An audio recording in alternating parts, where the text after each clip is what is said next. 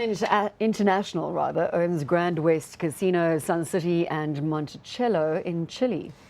Yes, and it's got two major growth pipeline projects. The one is moving of a casino license into the mainland area in Pretoria, and the other is to buy Emperor's Palace, which is a company, well, that's the casino inside of Peermont, which was privately owned. Remember Ernie Joubert's company? So Graham Stevens at the helm of this one, he has been extremely busy in the last year and a half. Market cap 11.3 billion rand, price to earnings ratio of 16.5, dividend yield here 2.7%. Yeah, look, the share price hasn't done well here for a while. They had huge problems in Chile there with the smoking ban and the earthquake. Earthquake first, smoking ban second.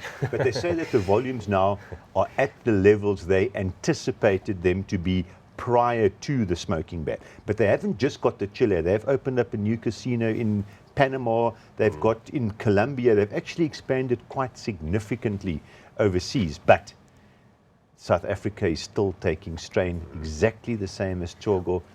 We haven't chatted about the visa regulations, specifically around children, the unabridged certificates that you need, which by all accounts has had a very negative impact on tourism and visitors to the country, which, Paul, has got to feed into the story. It's going to hit occupancy rates across the board. I don't know. I mean, it's an own goal of note. It seems like it's been, the cabinet is supposedly reviewing these things now. The best possible outcome would be if they're totally relaxed, because it seems like too much was made of the concern around trafficking of children, which is obviously a massive concern. But there are also employees in the sector who are seeing a massive downturn. Sun International, incidentally, shared a lot of workers, and they'll probably shed more if the numbers remain so negative at the likes of the Sun City type destination. They state specifically there's a 27% decline in foreign visitors to Sun City because of the visa regulations. That's not an opinion.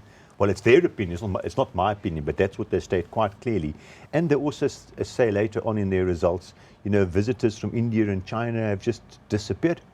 So take that, and on top of that, the negative growth rate that we saw for the quarter, the 1.3% decline, and you've got a problem. Yeah, you have. And also they're getting problems in their other African operations because of perceived security threats and because of the Ebola story a couple of months ago.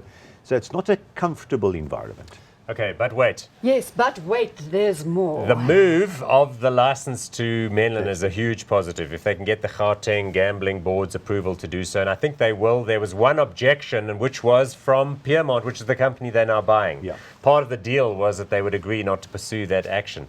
So if Sun International is successful in getting that and also consolidating Emperor's Palace, they will have a big surge potentially. Of course, it all comes down to how they will finance that. There's going to be a rights issue and some debt raised.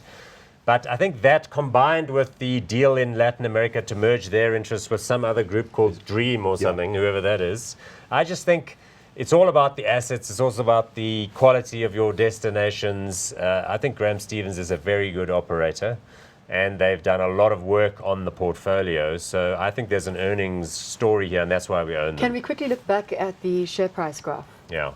As you can see there, our duration of owning them hasn't been a particularly good... No, it hasn't done particularly well for us. I think we bought them there at the all-time high, and they since went a bit lower. Tracked lower. When should we continue holding them? Look, Menlyn Main is going to be huge. There's no doubt. They're transferring, there was it the Marula Sun hotel license there, and they took a write-off, quite a big write-off on essentially closing it down, but that doesn't really matter. The money's spent already.